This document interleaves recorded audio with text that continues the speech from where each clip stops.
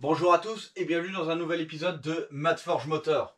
Aujourd'hui, on va continuer à s'intéresser à notre Manta. Voilà. La dernière fois, ce qu'on avait vu, on avait vu une application. Cette application nous permettait du coup de se connaître notre puissance. Alors, la puissance a été approximative, je pense.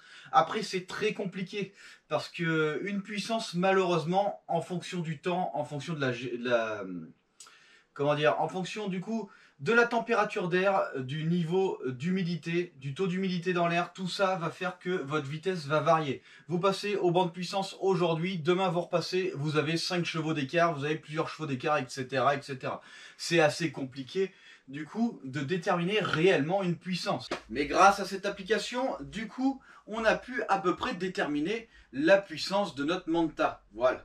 Alors du coup, dans ce deuxième épisode, on va s'intéresser à nos diagrammes de puissance. On va prendre le diagramme de puissance qu'on a eu grâce à notre application et on va réaliser du coup notre diagramme de vitesse, chaque vitesse indépendante. On va devoir du coup les mettre sur diagramme pour pouvoir les exploiter. Alors pour pouvoir exploiter au mieux du coup notre véhicule, en fonction des rapports, on va déterminer à quel moment c'est le plus judicieux de le changer. Chaque rapport est indépendant puisque chaque vitesse l'est aussi. Voilà, on a plusieurs différences, on a des taux de rapport qui vont varier, par exemple la 1 elle va par exemple descendre de 3000 tours, on va passer de 6000 à 3000 tours, admettons, alors que de la 2 à la 3, on va passer de 6000 à 4500 tours. Et tout ça, évidemment, il va falloir le prendre en compte. Donc chaque vitesse devra avoir un instant précis de changement de rapport pour exploiter au maximum votre véhicule. C'est très important. Du coup, on va voir un petit peu ensemble comment réaliser ce diagramme et utiliser le diagramme de notre application pour déterminer quel est le meilleur changement de rapport. Voilà. Évidemment, ce sera des changements de rapport parfaits que je vais vous montrer. En gros, si vous voulez, avec directement la bonne vitesse pour la bonne future vitesse. Vitesse kilométrique, changement de rapport. Voilà, c'est assez complexe, je vais vous expliquer ça.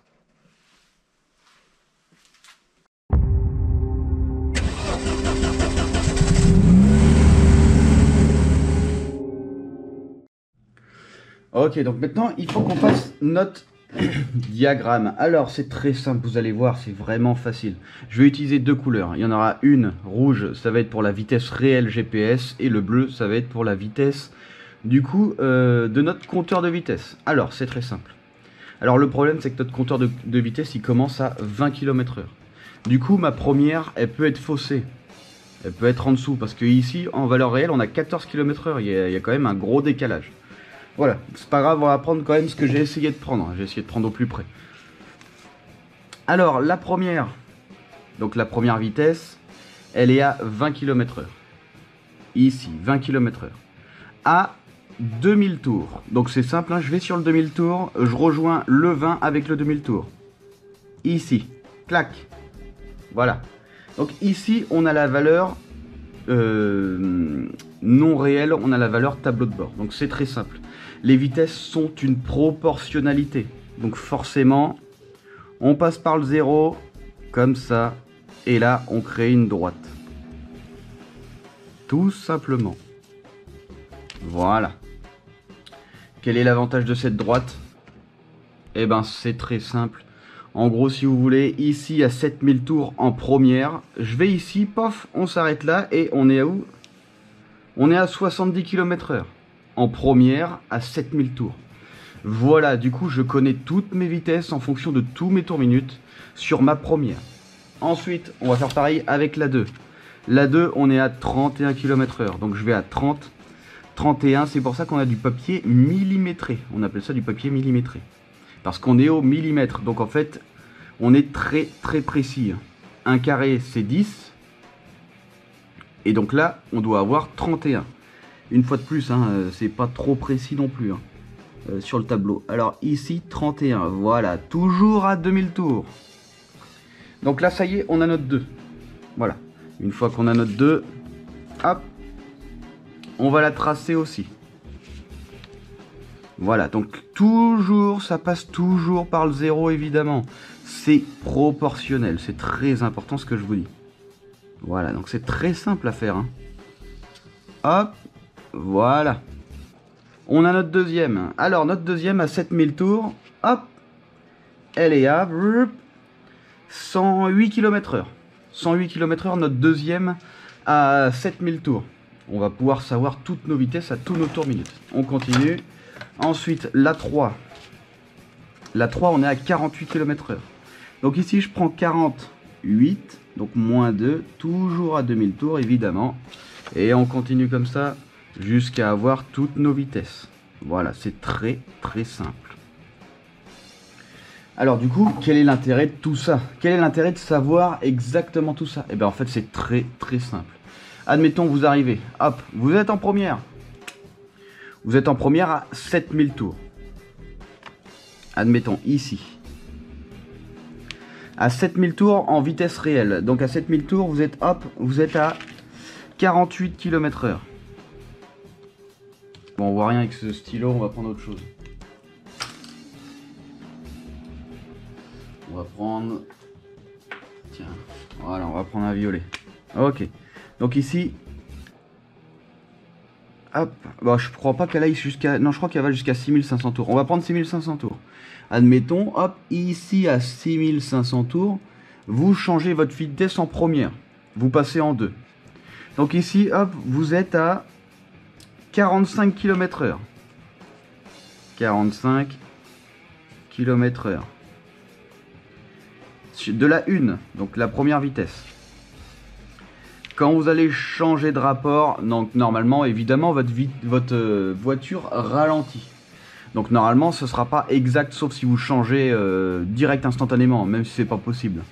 Donc ici, c'est très simple. Quand vous allez commencer la 2, vous prenez votre droite, hop, eh ben, on va le faire directement comme ça vous allez comprendre.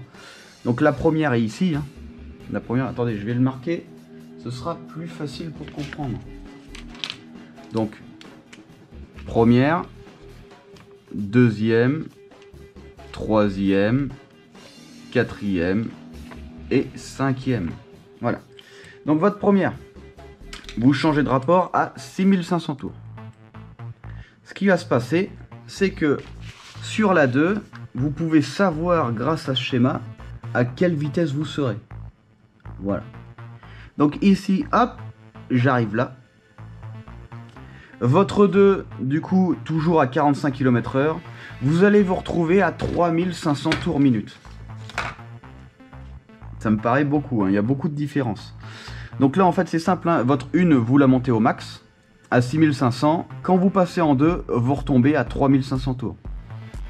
C'est vraiment très bizarre. Hein. Ce qui est très bizarre, c'est qu'en fait, la 1, la 2, la 3 sont très longues. La 4, la 4 et la 5 sont plutôt courtes entre elles. Voilà. De toute façon, on le voit hein, ici, 45, 85, 135. Et ici, on passe de 135 à 172, 172 à 218. En fait, si vous voulez, là, on a plutôt du... Là, on a 40 km/h d'écart. Ici, on en a 50. De là à là, on en a moins de 40. Et d'ici à là, on en a 46. Voilà.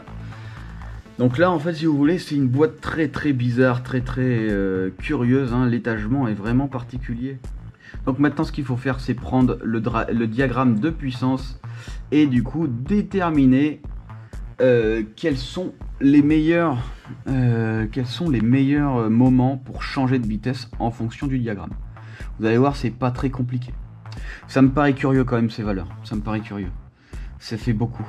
Pourtant, on est bien sur une proportionnalité. Voilà. Après, est-ce que j'ai été droit quand j'ai tracé mes traits? Est-ce que machin? Est-ce que... Je suis sûr, je les retrace 3 fois. Je les 3 fois pas la même chose. C'est... Alors, remarque, non, on est bien, on est bien. Il y a peut-être la première où je me suis trompé, peut-être. J'ai dû me tromper d'un tout petit peu. Du coup, on remonte un peu plus sur la 2. Ouais, j'ai dû me tromper un petit peu sur la 1. Voilà, on voit qu'ici, j'ai fait un écart quand j'ai tracé. À mon avis, c'est vu que j'ai tracé comme ça, j'ai mis un peu d'angle de courbure. C'est pas forcément très beau. Donc ici, je dois avoir une erreur sur ma 1. Ma 1, elle doit terminer un peu plus loin. Voilà. Donc là, voilà, ça, ce sont les vitesses GPS. Après, il suffit juste de faire la même chose en vitesse. Du coup, non GPS. Et là, on va voir que c'est complètement différent. Parce que ici, hop. Ici, toujours à 45. C'est bizarre d'ailleurs parce que... non, on n'est pas à 45, qu'est-ce que je raconte? On est à 65 ici, 65. Voilà. Ici, on est à 65. On redescend. Hop, et on arrive là. 4500 tours. Donc là, non, ouais, 4500 tours. Donc là, on descend que de 2000 tours. Ici, on descendait de 3000 tours. Ici, on descend que de 2000 tours. Sur ici, sur celle-là, hop. Là, on est un peu plus étagé déjà. Pareil, 2000 tours. Ensuite, ici, hop. Là, on descend plus que de 1000 tours. Et ensuite, ici, voilà. Ici, on descend de 1000 tours. Ici, 1500 tours et ici, 1300. Allez. Là, déjà, ça me paraît un peu plus sensé. Du coup, j'ai représenté sur le tableau notre graphique qu'on avait sur notre application. Ici, on a du coup, hop, notre diagramme de vitesse. On va utiliser les vitesses compteurs en bleu ici, parce que les vitesses en rouge GPS, eh ben, je les ai pas au tableau de bord. Hein. Voilà, par contre, j'ai regardé par rapport à l'application, et effectivement, les vitesses en rouge correspondent bien, du coup, aux données de la GoPro. Voilà, donc la GoPro me donne des bonnes valeurs. C'est très simple, hein. J'étais en 2, il me le note sur ma carte, sur mon application, en deuxième à 6600 tours minute, ils me disent 90 km/h. C'est très simple, je vais là, à 6500, 6600, hop, je vais en 2, et voilà, on y est. Hein. 85, on est à 89, ici, 89 km/h. C'est bien ça. Donc voilà, donc ici, on va essayer d'exploiter au maximum nos vitesses. On va les exploiter au maximum en fonction du coup de notre diagramme de puissance. Alors, comment on va faire ça? Eh bien ici déjà, on a des plages. Déjà, on a déjà 96,6 chevaux maximal. Du coup, il va falloir faire des descentes, mais il va falloir garder une plage d'utilisation. Par exemple, ici, entre 4500 et 6000 tours, on reste au-dessus de 90 chevaux. Entre 2200 et 5300 tours, on reste au-dessus de 130 newtons. Le 130 décanewtons. Le max ici, enfin 130 newtons, pardon. Ici, le max c'est 14,3. Donc 143 newtons. Voilà.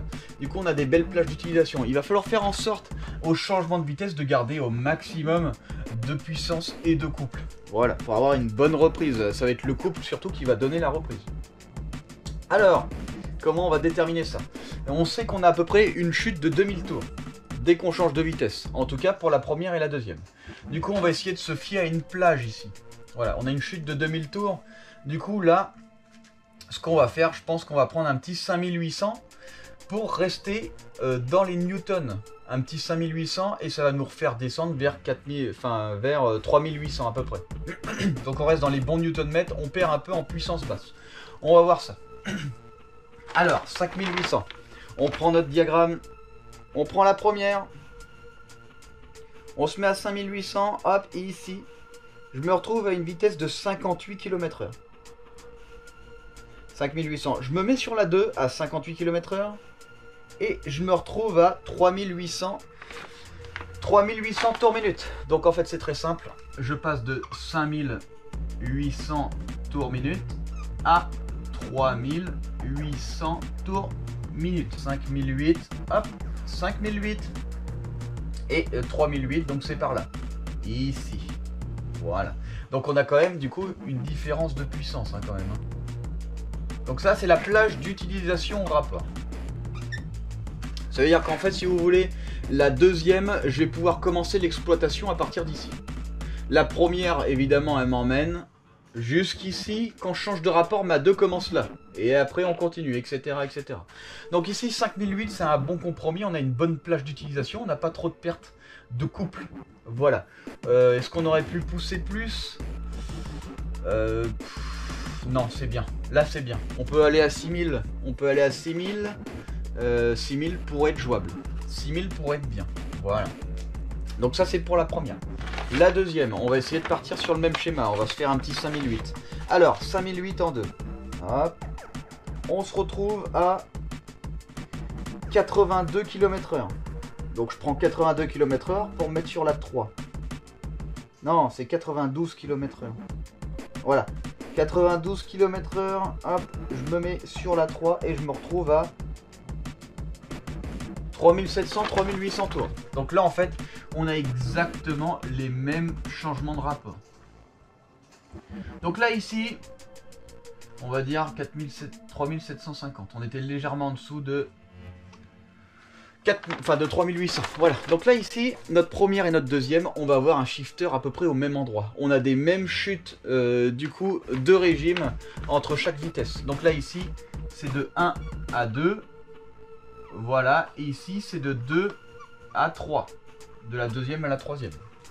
Donc en gros, la 1 on arrive là, on passe la 2, on revient là, on remonte, on passe la 3, on revient là, on remonte. Là il va falloir déterminer maintenant la suite.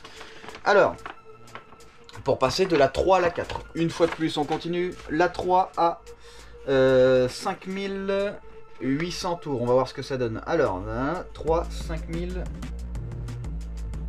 Hop, 5800 tours. On se retrouve avec une vitesse de 140 km/h. 140 km/h en 4. Ça nous donne un pic 4600 tours minute. Alors là, on a un souci. Voilà, donc 5800 à 4600. Là, on a un gros souci. On a un gros souci parce que là, 4600, on va être là. Ici. Le problème, c'est que 4600, notre puissance max, notre couple max, il est dépassé. Notre couple max, il est à 4350. 320... 4300... Non, 4435, pardon. Voilà, donc ici, on dépasse notre couple. Voilà, donc en fait, notre nouvelle plage d'utilisation, elle est là. Voilà. Ici, hop. Alors, ce qu'on peut faire, c'est récupérer un peu de Newton. On peut décaler un tout petit peu, du coup, notre base de rapport entre la 3 et la 4. Voilà, donc ici, 3 à 4. On peut déplacer ça pour récupérer un peu plus de couple. Notre couple maxi est passé, alors que quand on a notre couple maxi, c'est là où on a les meilleures reprises, un petit peu. Donc du coup, ici, on va redécaler. Par contre, il faut décaler le 5800, mais il ne faut pas être en dessous non plus des 5300, c'est notre puissance max. Donc ici, ce qu'on va faire, on va peut-être se mettre un petit 5006 ou un petit 5550, à peu près. Je pense que là, on devrait être pas trop mal. On va récupérer, du coup, notre couple maximum. Ce qui serait bien, c'est de tomber légèrement avant. Donc pour tomber légèrement avant, 4006, il faut descendre au moins de 200. Voilà, minimum. Hein. Donc là, on va descendre de 300. On va se mettre un 5005. 5005 et 6003. On va vérifier si on a bien un 6003 parce qu'évidemment c'est proportionnel et ça va varier. Voilà. Du coup ici, hop, je me remets en 3. Alors, je me remets en 3 ce coup-ci à 5500 tours. 5500 tours. Je me retrouve avec une vitesse de 131 km/h. 131 km/h. En 4, je me retrouve à une courbe tour minute de 4300. Bah c'est ça. Voilà. Donc là ça correspond. Donc ici, du coup, on n'est plus du tout dans les mêmes plages d'utilisation. Là, on redécale. On redécale, hop, et ici, on va se retrouver à la fois très proche de la puissance max, à 200 tours près, et quasiment aussi proche du couple max. Donc là, notre plage, elle est ici. Voilà. Et là, on a une très bonne plage d'utilisation. Alors, ce qu'il faut savoir, c'est que ces vitesses, vous allez les faire varier en fonction de plusieurs choses. Hein. En fonction, du coup, du terrain que vous allez utiliser, en fonction, il y a plein de choses à savoir. Du coup, ces vitesses-là vont être différentes. Si vous avez besoin de faire de la montée, si c'est de la descente, si c'est etc., ça va être différent. Si c'est de l'endurance, voilà. Là, on essaye. Moi, c'est ce que j'aurais fait pour exploiter au mieux un moteur par rapport à sa boîte. En compétition, ce qu'il faut savoir, c'est qu'en général, la boîte, on la fait en fonction du moteur. C'est un peu différent. Du coup, notre boîte, on va l'étager en fonction du moteur qu'on a. Voilà, par exemple, une différence de 2000 tours ici, de 2000 tours là, et là, on fait une différence de 1200 tours. Là, c'est plus pareil, hein. C'est pas comme ça. En compétition, on a des boîtes très bien étagées, très équilibrées, un shifter du coup qui pète au bon moment. Voilà, là par exemple, on voit très bien que le shifter entre la 1 et la 2, on est bon. Par contre, sur la 3, c'est mort. Il faut absolument changer le shifter. Ça se joue à pas grand chose, ça se joue à 300 tours minute. Mais ces 300 tours minute peuvent faire la différence. Voilà, maintenant on va terminer avec notre 4. Donc on va passer de la 4 à la 5. Alors, de la 4 à la 5, on va prendre 5500. On va prendre 5500. Hop. On est à une vitesse de 156 km/h. 156 km/h. En 5, on se retrouve à pile poil 4500 tours.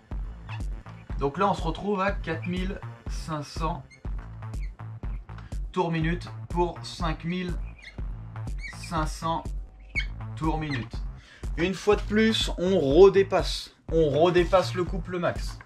Voilà. Par contre, on est un peu proche de la puissance max.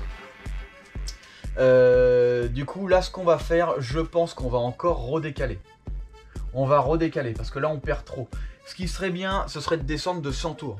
Je pense 100 tours, on serait pile poil à la puissance max en couple. Et on arrêterait quasiment pile poil à la puissance max moteur. Voilà. Du coup, ici, on va descendre de 100 tours. Donc là, on passe à 5004 et là à 4004. Voilà, on dépasse la puissance max qui est à 5313 et on récupère quand même le couple max qui est à 4435. On aura toujours une bonne reprise. Donc voilà, donc là l'étagement de la boîte est hyper mauvais, hein, clairement. Ici, de la 4 à la 5. Voilà, donc évidemment, ces diagrammes, pour les faire, c'est bien plus compliqué que là ce que je vous ai montré. Là, je vous ai montré une vitesse, je vous ai montré machin, mais en réalité, c'est bien plus compliqué que ça, parce que suivant la pression des pneus, suivant les vitesses, le pneu va prendre de l'amplitude, suivant aussi la hauteur de gomme. Ça va être différent, tout va être différent, etc. Là, c'est assez compliqué. Mais au final, là, on a un aperçu de ce que pourrait être bien pour les changements de rapport de la Manta. Voilà, la Manta, faut pas oublier qu'elle est 85. Hein. Donc elle a 36 ans. À 36 ans, il faisait des boîtes, bon, voilà quoi. Ouais. En plus, c'est une voiture d'origine. Hein. Donc voilà, donc cette voiture, en fait, on voit par rapport déjà à sa marge de couple que c'est une voiture plutôt, bon, on va pas dire vraiment sportive, mais on va dire pour avoir une accélération constante. Ce qu'ils ont fait, c'est qu'ils ont joué en fonction du moteur sur la boîte pour pouvoir avoir quelque chose d'assez linéaire. En fait, ils n'ont pas fait quelque chose de brutal à l'accélération, puisqu'ils ont mis des rapports plus longs en 1-2. En 1 et 2, ils ont mis des rapports plus longs, plutôt que de raccourcir la 1, la 2, la 3 pour avoir des bonnes accélérations. Ils ont préféré augmenter la 1 et la 2, et ils ont du coup diminué la 3, 4, 5. Voilà, en fait ça vient rééquilibrer, ce qui fait qu'on a moins de sensations de perte de puissance en 3, en 4 et en 5. Alors qu'en réalité, si on avait une boîte mieux étagée, on aurait pu faire péter une bonne 1, bonne 2 et bonne 3, on aurait fini à 120-130 km/h. Par contre après, bouf, avec l'étagement qu'on a ici, soit il gardait l'étagement de la 4 et la 5, on aurait été assez régulier, soit il diminuait, et là on aurait eu vraiment des sensations de perte. Voilà, on a quand même des sensations de perte. On a quand même un bon couple qui est linéaire. Bon, évidemment, ces valeurs-là sont complètement ridicules, hein, clairement. C'est une voiture, du coup, très vieille. C'est une sportive, hein, mine de rien. Elle est pas très lourde, ça la sauve. Hein. Le 0 à 100 doit être en moins de 10 secondes. C'est très bon pour une puissance aussi faible, clairement. Donc voilà. Donc là, on sait à peu près comment exploiter, du coup, nos vitesses. Comme quoi, il vous faut un shifter pour chaque vitesse, en tout cas si vous avez une boîte mal étagée comme celle-là. Normalement, toutes les boîtes ont un shifter en fonction de leur cartographie moteur. Enfin, si vous voulez vraiment exploiter au maximum la puissance. Voilà, du coup maintenant vous savez comment exploiter au mieux votre puissance en fonction de vos rapports de boîte. Évidemment, là je vous ai montré un cycle parfait. Ça veut dire que dès que vous changez de rapport, vous n'avez aucune perte de vitesse et vous reprenez directement votre vitesse suivante. Voilà, vous n'avez aucune perte de vitesse kilométrique et vous reprenez votre vitesse suivante, votre vitesse comme ici. Voilà, donc maintenant vous savez à peu près comment exploiter. Alors, ce qu'il y a, c'est que par exemple, quand vous avez un turbo, votre chute de puissance va pas correspondre à votre diagramme de puissance. Et oui, parce qu'en fait, à chaque fois que vous changez de rapport sur une turbo, vous avez une perte de pression turbo. Ce qu'il faut, c'est attendre que le turbo recharge pour du coup revenir et réenvoyer la puissance qu'il est censé donner à sa courbe. Du coup, quand vous allez changer de rapport, admettons à 6005, vous allez retomber à 6000 ou 5005, votre diagramme sera faussé, puisque vous aurez une perte de pression turbo. Plus vous êtes haut dans les tours, plus votre turbo va envoyer de la pression. Évidemment, ça dépend encore si vous êtes en pression à très haute pression, en turbo à très haute pression, ou si vous êtes en turbo à très basse pression. Je parle de turbo, je parle pas de compresseur. Compresseur, on est proportionnel au moteur, à la vitesse moteur. Donc en fait, la pression va arriver proportionnellement en fonction de la vitesse du moteur. Il est couplé directement avec. Le turbo, lui, il est couplé au gaz d'échappement. Donc forcément, plus vous tournez vite, plus vous avez d'explosion, plus vous avez de gaz d'échappement, et plus la turbine tourne vite, plus elle fournit de pression. Voilà. Sauf que quand vous changez de rapport, évidemment, vous éteignez votre moteur. Le fait de changer de rapport en lâchant la pédale d'accélération ou sur le shifter en venant donner un coup, vous faites une coupure d'allumage ou d'injection, ou les deux. Et à ce moment-là, vous avez du coup une extinction moteur. Clairement, réellement. Donc le moteur s'éteint. Voilà. Ensuite, quand le moteur reprend, ce qu'il y a, c'est qu'il reprend des gaz un peu d'un coup. Le turbo prend un petit peu un coup, mais par contre, il n'a pas de pression. Il a quand même de la pression, puisque avec l'inertie, il garde quand même la turbine en rotation, mais la pression est légèrement chutée. Donc ce qu'il y a, c'est qu'en fait les changements de rapport vont être différents. Il va falloir monter plus haut dans les tours, plus loin, pour rattraper plus haut dans les tours aussi. Donc on va changer notre rapport plus loin, hop, pour que le rapport juste après, il soit encore plus loin. Et que la turbine tourne plus vite, qu'on reprenne beaucoup plus facilement de la pression. Normalement un turbo, voilà, ça fait ça. Un Atmo, ça suit. Un turbo, hop, dès qu'on a la pression max, on va commencer à être du coup linéaire comme ça. Donc en fait, votre plage d'utilisation est extrêmement grosse. Sauf si vous avez des turbos vraiment conçus uniquement pour la performance, où vous commencez à envoyer du 2 bar 5, 3 bars, que vous avez 1200, 1300 chevaux pour un 6 cylindres. Là par contre, l'exploitation de vitesse va être très loin, très courte. Le mieux c'est d'avoir des rapports très courts pour avoir le moins de pertes possible de pression. Si cette vidéo vous a plu, surtout n'hésitez pas à partager, n'hésitez pas à mettre un pouce bleu, et pour tous ceux à qui ça intéresse, du coup, tout ce genre de détails, je vous explique un peu tout, les pièces internes moteur. Je vous montre aussi comment réaliser sa propre voiture de A à Z. C'est ce qu'on a fait, on a créé notre châssis complet, avec notre géométrie complète, nos circuits complets, moteur préparé, cartographie. Je vous explique tout, même comment régler votre propre cartographie. Voilà, en tout cas si tout ça vous intéresse, rendez-vous sur Matt Forge Motor.